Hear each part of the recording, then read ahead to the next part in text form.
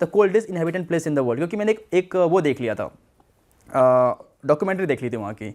एक डॉक्यूमेंट्री थी ऑस्ट्रेलिया के एक न्यूज़ चैनल ने बनाई थी, तो मुझे कहा वहाँ मुझे जाना है। और वहाँ से, क्योंकि मैं सारी लैंड जर्नी कर रहा था, मैंने फ़्लाइट नहीं लेने का कसम खा रखा था कि फ़्लाइट लूँगा ही नहीं मैं। तो वहाँ से तकरीबन 10,000 किलोमीटर था। मैंने कहा चलो चलते हैं, तो हिचाई करके निकल गया मैं एकदम। वहाँ से क्रॉस पूरा कजाकिस्तान क्रॉस किया, वहाँ से पूरा रशिया का एकदम मोस्ट ईस्टर्न पार्ट पहुँचा हिचाई करते करते करते, और एक सबसे बड़ी सिटी पहुँचा याकुत्स्क, जो कि दुनिया की सबसे कोल्डेस्ट सिटी है, कोल्डेस्ट बिग सिटी। -64 गया मैं टेम्परेचर वहाँ पे। ओ भाई -64। भाई कितनी लेस पहनी हुई थी आपने कपड़ों की? 7 या 8। ओ भाई साहब। उसके बाद वहाँ से और था 2000 किलोमीटर दूर, नथिंग, इसके बीच में कुछ था ही नहीं। अगर आप फ्रीज हुए तो गए आप। और वो जो रोड था, उस रोड का नाम था road of bones, actually because वो रोड जो ह्यूमन बोन होता है ना, उससे बना हुआ था वो बोन्स।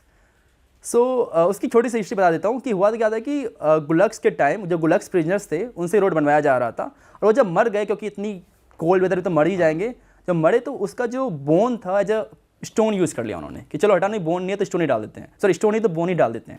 अरे तो एवरी 1 मीटर जितनी आप कदम लोगे उतने लोग वहाँ मरे हुए हैं, उसके अंदर दफनाए हुए हैं। बेसिकली आप शमशान के ऊपर पूरा चले जा रहे हो।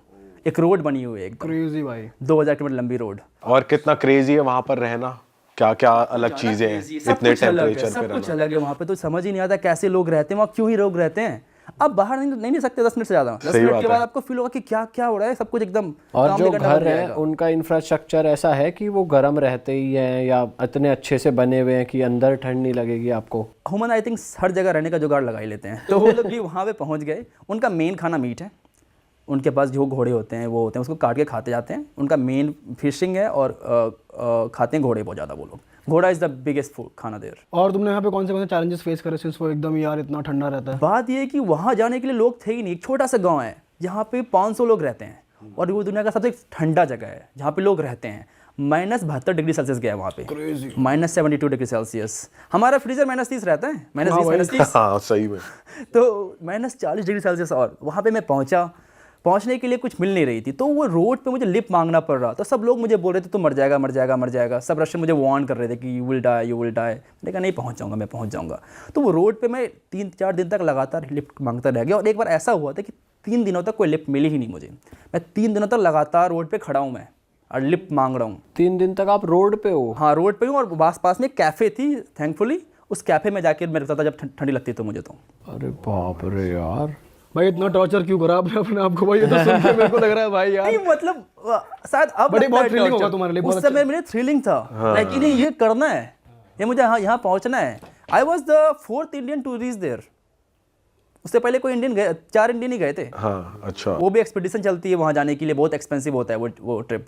वो रशियन लेके जाते हैं बड़े बड़े कार्ड में स्टफ। हिच हाइक करके आप पहले ही हो गए? हाँ, पहले ही मैं पहुँचा। भाई आपने इंडियन ट्रक ड्राइवर्स के साथ भी टाइम बिताया और बाहर के ट्रक ड्राइवर्स के साथ भी टाइम बिताया है, कुछ आपको डिफरेंस लगा पर्सनैलिटी में? या ये लोग क्योंकि इतने लंबे टाइम तक रोड पे ही रहते हैं, इनका माइंडसेट भी थोड़ा अलग, थोड़े लोनली होते हैं, कैसे क्या या सेम ही होते हैं, कैसा रहता है? मुझे एक बात लगा कि अगर यूट्यूब वगैरह चला रही नहीं तो कम से कम कंडक्टर तो बने जाऊंगा मैं। बैक वैक तो करवा ही दूंगा। इंटरनेशनल एक्सपीरियंस भी मेरे पास है। लेकिन हाँ, ट्रक ड्राइवर्स वगैरह की जो लाइफ होती है ना, डिफरेंट है इंडिया के बाहर।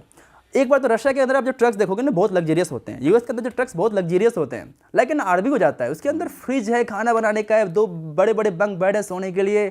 तो रशिया के अंदर अलग ही ट्रक्स होते हैं, एकदम बड़े बड़े कंफर्टेबल ट्रक्स होते हैं। तो वो आपको शेयर करने देते थे बेड अपना? हाँ, बोले आ जाओ सो जाओ, ऊपर कोई दिक्कत नहीं है, आके ऊपर जाकर सो जाओ।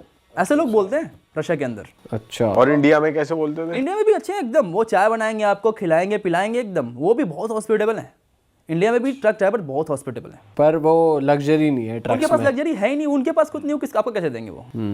उनके पास जो है वहीं पे आपको देंगे, जो हो सकता है वही आपको ऑफर करेंगे। बट वो बहुत रिच है, लाइक अपने दिल से, कि जो भी था मुझे खिलाते थे पिलाते थे। इंडिया में भी उन्होंने किया ये। पर जब आप ये कोल्डेस्ट एरिया में थे तो मैंने देखी थी उस टाइम आपकी वीडियो, पानी वानी आप उछाल रहे थे तो वो जम जा रहा था, ऐसा कुछ हाँ, भी हो रहा था? ऐसा होता है एक्चुअली। वो जो पानी है ना, वो गर्म पानी रहती है, वो ठंडी पानी नहीं रहती है। अच्छा। वो गर्म पानी को आप जब फेंकते हो हवा में तो वो बर्फ बन जाती है तुरंत, इंस्टेंटली। भाई ऐसी कौन सी कंट्री है जो आपका ड्रीम था जाने का कि भाई मेरे को यहाँ जाना है, पर जाके इतना मज़ा नहीं आया कि यार सोचा तो कुछ और था? एक्चुअली क्या था कि जब मैंने जैसे बताया कि मुझे पढ़ाई करने के लिए जाना था, तो Germany was the best option कि जर्मनी जाओ, जर्मनी में ना बहुत सारे एजुकेशन भी फ्री हो जाती एजुकेशन फ्री है, जितने भी तुम इंडिया में इंजीनियरिंग करोगे तुम जर्मनी में इंजीनियरिंग कर लोगे। तो वहाँ पे एक ड्रीम था जाने का। फिर जब आप पहुंचा तो फिर मुझे काफ़ी नॉर्मल कंट्री लगी, एडवेंचरस कुछ खास लगी नहीं मुझे। कौन सी सिटी गए थे आप? सबसे पहले मैं बर्लिन ही गया था। बर्लिन अच्छा नहीं है ना, हमें भी इतना मजा नहीं आया वहाँ। थोड़ा सा ही लगा मुझे, उतना अच्छा नहीं लगा मुझे। वहाँ साउथर्न जर्मनी की अच्छी लगी। नेगेटिव वाइब लगी, जैसे हम गए थे वहाँ पे तो इतना जैसे कहीं गए हो तो लग नहीं रहा था कि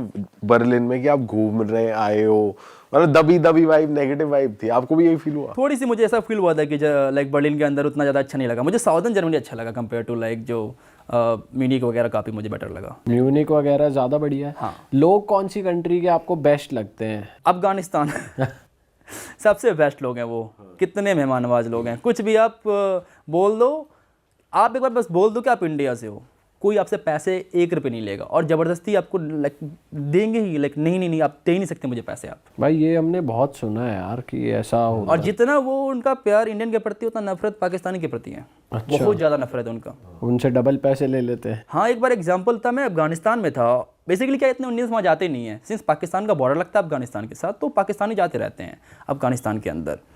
तो एक टैक्सी ड्राइवर था, टुक टुक ड्राइवर, और वो मुझे लेके गया और फिर मेरे से वो 500 रुपये मांगने लग गया। तो मैंने कहा यार 2 मिनट तुम लेके आया है, 100 रुपये भी नहीं होंगे, तो 500 कैसे मांग रहा है? तो बोलता है तुझे 500 देना पड़ेगा, ये देना पड़ेगा। फिर मैंने बातों में बोल दिया तो इतना तो इंडिया में भी नहीं लगता। तो बोला अच्छा भाईजान आप इंडिया से हो? मैंने कहा हाँ मैं इंडिया से हूँ। फिर वो बंदा मेरे से पैसा लिया ही नहीं। उसने मुझे 10 बार सॉरी बोला। उसने बोला कि मुझे लगा कि आप पाकिस्तान से हो। भाई आप अफगानिस्तान में फंस भी गए थे जब आपको इंडियन एम्बेसी कॉल करना पड़ा था, वो क्या हुआ था? हुआ क्या था कि 2020 में मैं पहली बार अफगानिस्तान गया था, जब उस समय यूएस और अफगानिस्तान की लड़ाई चल रही थी। यूएस और जो तालिबान आपस में झगड़ा कर रहे थे। तो मैं चला गया और जाने के बाद मुझे जो लोकल मिलिट्री उन्होंने पकड़ लिया था, मुझे और मेरा एक फ्रेंड था ब्रेडन, हम दोनों को उन्होंने पकड़ लिया ताकि, क्योंकि अनसेफ है ये बोल कर उन्होंने पकड़ा था। और अब पकड़ के उन्होंने अपने ऑफिस लेके गए हमें। तालिबान वाले? तालिबान नहीं, तालिबान तो उस समय जो ऑफिशियल अफगानिस्तान, उस समय अफगानिस्तान के जो लोग थे, उस समय जो अफगान गवर्नमेंट की जो पार्ट हुआ करता था, जो जिसको यूएस सपोर्ट करती थी, इंडिया सपोर्ट करती थी, तो वही मुझे ऑफिस लेके गई और फिर उन्होंने कॉल कर दिया हमारे एम्बेसी, इंडियन एम्बेसी को और यूएस एम्बेसी को। इंडियन एम्बेसी का तो पहले 4 घंटे के बाद कॉल रिसीव हुआ, कॉल उन्होंने बैक किया मुझे। और कॉल करते ही सबसे पहले बोलते हैं तो क्यों आया यहाँ पर? पापा को पता है कि तुम यहाँ पर हो? पापा को पता है? हाँ, पापा को पता है। पापा को बताओ, पापा का फ़ोन नंबर दो, पापा से बात करनी है। यार ये क्या कहीं स्कूल में थोड़ी है। फिर क्या हुआ? उसके बाद मैंने कहा तुम्हें पता है वहाँ चला, तुम क्या कैसे पहुँच गए हो? और जस्ट एग्जांपल मैं देता हूँ यूएस ने कैसे बात किया। उसने मेरे फ्रेंड को कॉल किया, ब्रेडन को, और बोला कि I know you are very very adventurous but you understand this situation is not good right now, please get out soon as possible, we will give you money, will give flight ticket, whatever you need. अरे बाप रे। ऐसे ही 2 बंदे का अलग अलग। फिर आपको उन्होंने छोड़ा कैसे? उन्होंने फिर छोड़ दिया और मैंने कहा मैं इसी के साथ चला जाऊँगा। तो फिर यूएस एम्बेसी ने ही मेरी हेल्प की और मैं ब्रेडन के साथ ही चला गया। देन उसके अगले दिन ही मैंने फ्लाइट निकल गया। तो आपके फ्रेंड ने बताया कि मेरे साथ एक इंडियन फ्रेंड भी है, इसकी भी हेल्प कर दो और साथ में हम दोनों निकल जाते हैं। तो हम दोनों साथ में निकल बहुत ही सही चीज़ हो गई यार। भाई ये वैसे कितना गलत एग्जाम्पल है यार। अपनी कंट्री कह रही है कि अरे पापा को फ़ोन करो। भाई कभी आपने इंडियन एम्बेसी की किसी और कंट्री में हेल्प मांगी और आपकी हेल्प हो गई, ऐसा हुआ है? हमेशा कुछ ना कुछ आपको गलती होता है। एक एग्जांपल देता हूँ मैं आपको। किर्गिस्तान में थे हम, हमारे एक वरुण भाई थे, हम दोनों फंसे हुए थे। हमारा कुछ प्रॉब्लम हो गया था ऑफिशियल्स के साथ कि हमें पता नहीं था कुछ रूल्स। और वहाँ पे एम्बेसी पहुँचे तो पता है एम्बेसी स्टाफ क्या बोलता है कि आप इस कंट्री क्यों आए हो अगर आपको यहाँ की लोकल लैंग्वेज नहीं आती हो तो उनके हिसाब से दुनिया में 197 कंट्री तो सब सारे के मैं लैंग्वेज सीख के जाऊँ। सही बात है। वो बोलते हैं आप लैंग्वेज नहीं आती, यहाँ पे क्यों आ गए हो आप?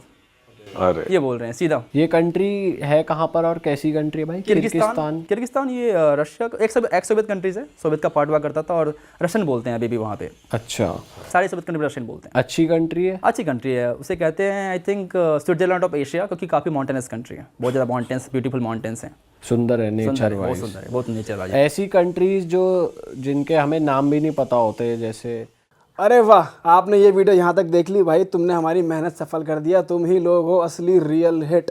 और अगर आपको बहुत मज़ा आ रहा है ऐसी क्लिप्स में, ऐसी वीडियोस में, तो फटाफट जाइए प्लेलिस्ट पे, बिंज वॉच कीजिए, सारी वीडियोस देख डालो और मौज काटो। That is it. हम मिलेंगे नए पॉडकास्ट में, नए क्लिप में। Till then bye bye, see you, take care, do subscribe.